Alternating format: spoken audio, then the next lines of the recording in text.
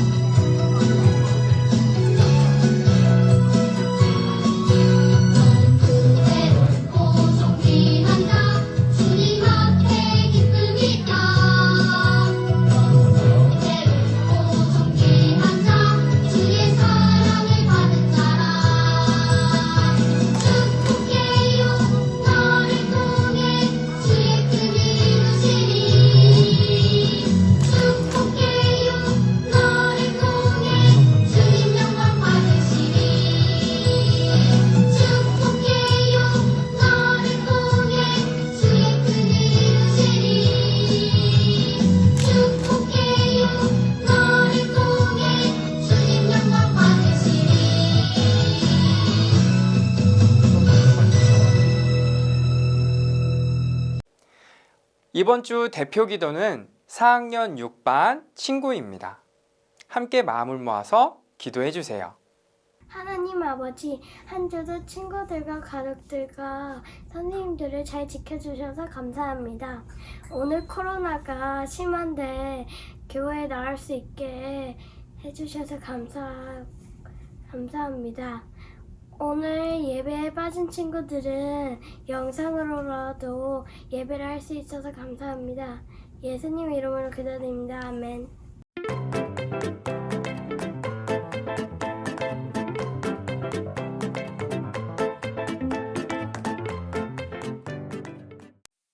초등부 친구들 반가워요. 샬롬은 평안이라는 인사말이죠. 저는 3학년 9반 담임교사 임도양입니다. 이제 추운 겨울이 지나가고 따뜻한 봄이 다가왔네요. 그러나 계속되는 코로나로 인해 현장 예배와 영상 예배로 나뉘어서 예배드리고 있죠. 우리 모두 다 같이 모여 찬양하고 예배드릴 수 있도록 함께 기도합시다. 초등부 친구들, 목사님 말씀 잘 듣고 하나님 말씀을 사랑하는 우리들이 됩시다. 안녕.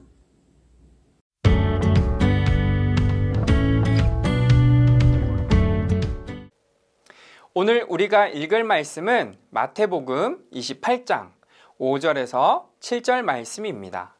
함께 읽도록 하겠습니다. 천사가 여자들에게 말하여 이르되 너희는 무서워하지 말라. 십자가에 못 박히신 예수를 너희가 찾는 줄 내가 아노라. 그가 여기 계시지 않고 그가 말씀하시던 대로 살아나셨느니라. 와서 그가 누우셨던 곳을 보라. 또 빨리 가서 그의 제자들에게 이르되 그가 죽은 자 가운데서 살아나셨고 너희보다 먼저 갈릴리로 가시나니 거기서 너희가 배우리라 하라. 보라, 내가 너희에게 일렀느니라 하거늘. 아멘. 친구들, 이제 주제 함께 읽어보도록 하겠습니다. 시작. 죽음을 이기신 예수님. 친구들, 부활절 하면 가장 먼저 생각나는 것은 아마 부활절 계란일 것 같습니다. 하지만 우리는 2주 동안에 걸쳐서요, 왜 우리는 매해 부활절을 기념해야 하는지, 그리고 우리는 어떻게 부활절을 살아가야 하는지 그 의미를 깨닫기를 원합니다. 친구들, 혹시 펫 로스 증후군이라는 말을 들어보셨나요? 이 펫 로스 증후군이라는 말은요, 반려동물이 사고나 노환 등으로 인해 죽었을 때 느끼는 우울감이나 상실감을 의미한다고 합니다. 즉, 우리가 기르던 강아지나 고양이든 반려동물과 오랜 시간을 보내며 기쁨과 즐거운 감정을 공유하죠. 그러나 어느 순간 우리의 반려동물들은 곧 죽고 맙니다. 안타깝게도 반려동물들과 많은 정이 든 이후 그 친구들이 죽으면 사람들은요, 우울증에 시달린다고 해요. 반려동물의 죽음으로 인해서 주인들이 우울감이나 상실감에 휩싸여 눈물을 흘리기도 한다고 합니다. 자신이 기르던 반려동물이 죽어도 이렇게 슬픈데 함께 했던 가족이 죽는다면 어떤 느낌일까요? 우리는 지난번에 모든 인간들이 죄로 인해서 영적으로 그리고 육적으로 죽을 수밖에 없음을 배웠습니다. 그리고 죽음으로 인한 고통은 너무나도 크다라는 걸 알고 있죠. 때로는 할머니, 할아버지, 부모님, 그리고 친구와 이웃들, 심지어 어떤 경우는 자신의 자녀를 먼저 떠나보낼 때 그 당시에 겪는 엄청난 고통과 아픔은 이루 말할 수 없습니다. 그로 인해서 절망 가운데 빠져 사는 사람들도 있고요, 병을 얻기도 합니다. 이렇게 우리에게 죽음은요, 슬픔과 절망, 우울과 상실감을 주게 됩니다. 그런데 오늘 성경에 보면 예수님의 죽으심 이후 수많은 사람들이 괴로워하고 슬퍼하지만 그 사람들이 이내 기뻐하며 돌아오는 모습을 보게 됩니다. 어떻게 마리아와 여인들은 죽음 가운데 기뻐하게 되었을까요? 그리고 그리스도인들은 어떻게 죽음 가운데서 기뻐할 수 있는지 오늘 말씀을 통해 알아보도록 하겠습니다. 그 정답은 어디에 있을까요? 바로 성경 가운데 있습니다. 예수님께서는 억울하게 누명을 쓴 후 로마인들에 의해서 고난을 받으시다가 십자가에서 못 박혀 돌아가셨습니다. 그리고 죽으시던 그 순간 성소에 있는 휘장이 위에서부터 아래로 찢어지게 되죠. 그리고 하늘에는 먹구름이 끼고 땅에는 지진이 일어나며 바위가 터지는 사건이 일어납니다. 즉, 인간들이 이해하기 어려운 초자연적인 사건들이 펼쳐지죠. 그리고 그 모습을 지켜보던 로마인들은 바로 다음과 같이 이야기합니다. 마태복음 27장 54절 말씀입니다. 백부종과 및 함께 예수를 지키던 자들이 지진과 그 일어난 일들을 보고 심히 두려워하여 이르되 이는 진실로 하나님의 아들이었도다 하더라. 아멘. 당시 예수님을 핍박하던 로마 군인들도 예수님께서 죽으실 때 일어난 그 현상들을 보고 하나님의 아들이라는 고백을 하게 됩니다. 하지만 대제사장들과 바리새인 그리고 서기관들은 그 사실을 깨닫지 못하죠. 오히려 이들은 예수님의 제자들이 시신을 훔쳐서 3일 만에 부활했다라는 거짓 소문을 낼 것이라며 그 무덤을 로마 군인들이 지켜달라고 요청합니다. 그렇다면 예수님께서는 로마의 군인들 때문에 부활하지 못하셨을까요? 먼저 첫 번째입니다. 기쁨의 비밀, 부활의 소식. 유대인들의 장례에 풍습이 있습니다. 유대인들은 시신을 장례하고 난 후 3일쯤 지나면 향료를 뿌려서 냄새를 없애는 작업을 합니다. 왜냐하면 이스라엘은 날씨가 더워서 시신이 부패하는 속도가 매우 빠릅니다. 사실 3일 정도가 되면 시신에서 부패가 되어 냄새가 나고 또 많은 이물질들이 낀 상태죠. 그런데 그때 들어가서 향료를 바르며 마지막에 인사를 하고 나오는 것이 이스라엘의 풍습입니다. 물론 그 이후에는 뼈만 모아서 한 곳에 보관하게 됩니다. 그렇기 때문에 3일째 마리아와 여인들은 예수님에게 마지막으로 향료를 부으며 인사를 하려고 합니다. 그런데 예수님을 찾아가려고 하는 그때 엄청난 일이 일어납니다. 마태복음 28장 3절에서 4절 말씀입니다. 그 형상이 번개 같고 그 옷은 눈같이 희거늘 지키전 자들이 그를 무서워하여 떨며 죽은 사람과 같이 되었더라. 마리아와 여인들은요, 예수님의 무덤 가까이 갑니다. 근데 그 순간 천사가 나타나죠. 그리고 그 모습을 본 로마의 군인들 그리고 마리아와 여인들은 무서워서 벌벌 떨게 됩니다. 특별히 군인들은 얼마나 무서웠을까요? 자신들이 조롱하고 핍박하고 가시면류관을 씌웠던 예수님이 진짜 하나님의 아들이라는 생각이 번뜩 들지 않았을까요? 그리고 두려워하는 마리아와 여인들에게 천사는 다음과 같이 놀라운 이야기를 전합니다. 어떤 이야기일까요? 마태복음 28장 6절에서 7절 말씀입니다. 그가 여기 계시지 않고 그가 말씀하시던 대로 살아나셨느니라. 와서 그가 누우셨던 곳을 보라. 또 빨리 가서 그의 제자들에게 이르되 그가 죽은 자 가운데서 살아나셨고 너희보다 먼저 갈릴리로 가시나니 거기서 너희가 배우리라 하라. 보라, 내가 너희에게 일렀느니라 하거늘. 아멘. 바로 예수님께서 살아나셨다고 천사들이 이야기합니다. 사실 예수님께서는 끊임없이 제자들에게 우리를 구원하시기 위해서 자신이 십자가에 죽으셔야 한다라고 말씀하셨습니다. 그리고 그뿐 아니라 3일 만에 부활하실 것을 끊임없이 가르쳐 주셨죠. 물론 제자들 입장에서는 죽은 후 3일 만에 살아난다는 그 말은 전혀 이성적으로 받아들여지지 않는 말이죠. 인간으로선 도저히 믿어지지 않는다는 말입니다. 그런데 그 말도 안 되는 일이 지금 일어난 것입니다. 예수님께서 말씀하시던 대로 죽음을 이기시고 부활하셨던 것입니다. 그리고 천사는 이 소식을 제자들에게 알릴 것을 요청합니다. 그리고 여인들에겐 다음과 같이 놀라운 일이 일어납니다. 바로 두 번째입니다. 기쁨의 비밀, 부활의 경험. 마태복음 28장 8절 말씀입니다. 그 여자들이 무서움과 큰 기쁨으로 빨리 무덤을 떠나 제자들에게 알리려고 다름질할세. 아멘. 여인들은 지금 두 가지의 감정을 가지고 달리고 있습니다. 첫 번째 감정은 천사를 만난 후 느끼는 두려움과 두 번째 감정은 예수님께서 부활하셨다라는 그 소식을 듣고 기뻐하는 감정입니다. 이 두 가지의 복합적인 감정을 가진 채 제자들에게 뛰어가고 있습니다. 그런데 여자들이 제자들에게 달려가던 그 도중 엄청난 일을 다시 한번 경험하게 됩니다. 바로 마태복음 28장 9절에서 10절 말씀입니다.